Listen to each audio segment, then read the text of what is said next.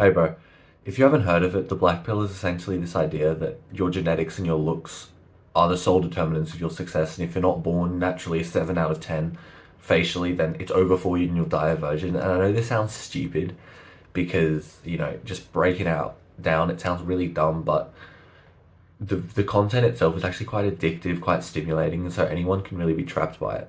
Like even myself personally, I saw these videos of my recommended, just like average, just slightly below average looking guys who are like pickup artists, and they do like some little pickup line and get rejected, and then there's be these tall like 6'5" guys just don't say anything, just walk, and they have like bunch of women like following them, asking for photos, and there'll be captions like "must have been his personality," and so I was mostly watching these videos just because it was like stimulating, and the editing and the fast-paced editing, it gets addictive.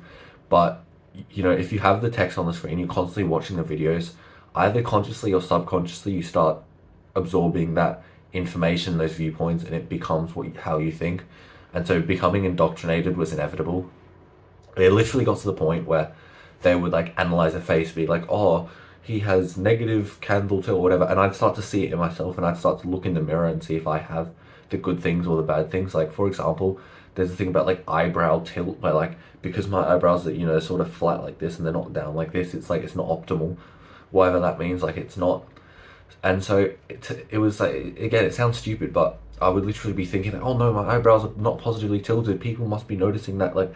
And so thankfully, actually, one of my friends was the one who broke that out of me, because he was talking to me, and I sort of realized that if this were anyone else telling me about this, I would have thought it's stupid. And so now that I'm on the other side of that phase, I do realize like the issues with thinking that way. But again, it is difficult when you're in the moment. It does trap you. So there are some other pills as well. To be honest, I'm not really a fan of any of them. So there's like the blue pill, which is the common culture one, which is like, you're amazing, you're the best, everyone's a 10 out of 10.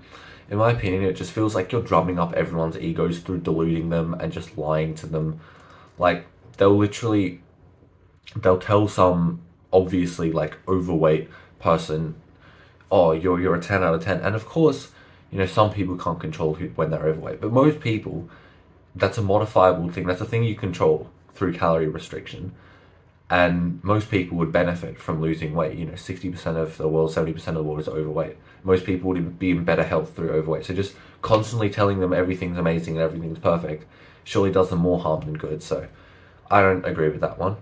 The black pill we've already discussed. And then there's the red pill, which I'm honestly closest with, but I don't even fully agree with that one either. Like it encompasses a lot of individuals, some of whom I like wholeheartedly agree with, but some of whom are like these cringy little pickup artists, like with their little pickup lines, and their, oh, all you need to do is just say this magic one liner and then everyone will fall in love with you. So, let's be real, that's definitely not how things work.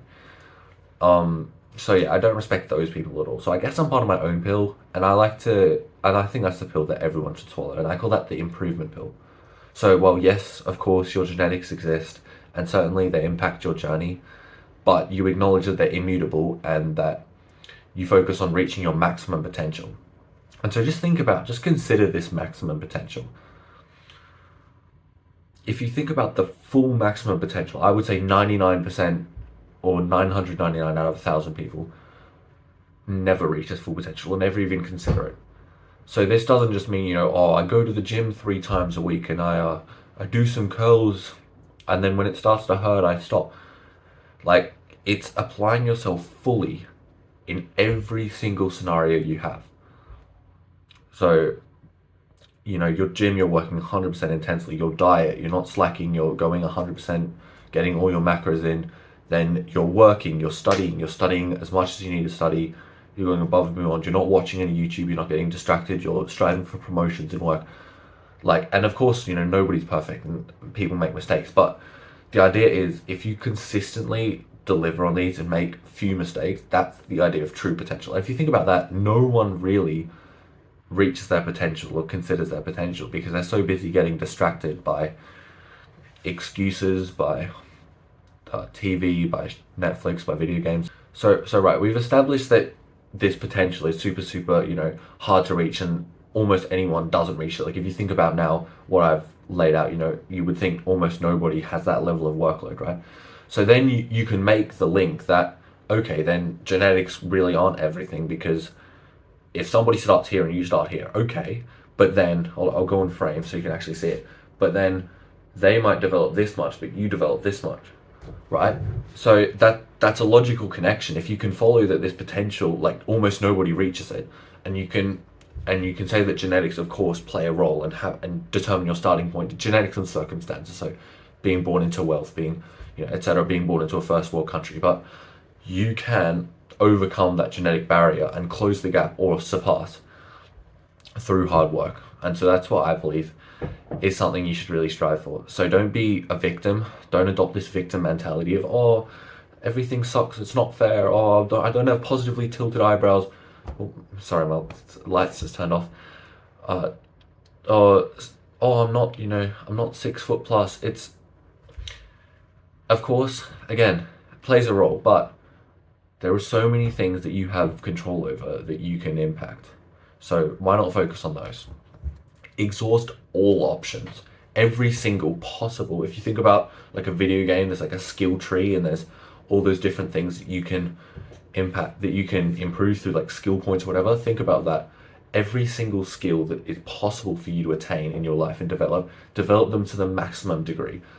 So like your knowledge, your charisma, your social, your like not really extroversion, but like your social skills, your like how interesting of a person you are. You're like, obviously your build, your physique, your frame. Like you can't get taller, but you can get like stronger, more muscular. And losing fat, like that's an easy thing, which I think makes a huge impact on everyone. And so yeah, make the absolute most of your situation by like maxing out this skill tree. And so regardless of where you are, strive towards where you want to be. And yeah, that's about it. Don't know how to wrap this up, so yeah, thanks.